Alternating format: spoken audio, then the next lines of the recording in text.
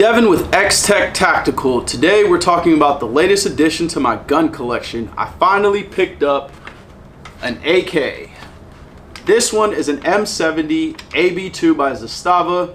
It's a surplus military kit. It's also an underfolder. So if I hit this little tab right here, it goes from short configuration to a full length configuration. Pretty cool, pretty nostalgic, has a couple of the historical markings in it. This one says 1992, which is cool because that was the year I was actually born.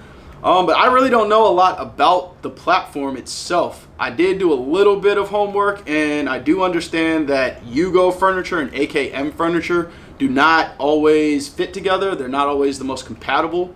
But that's what I'm going to be using you guys for. I need some guidance, some advice on where I should be getting my stuff from. I'm also left-handed, so anybody that has ambidextrous controls, please let me know where to get those first.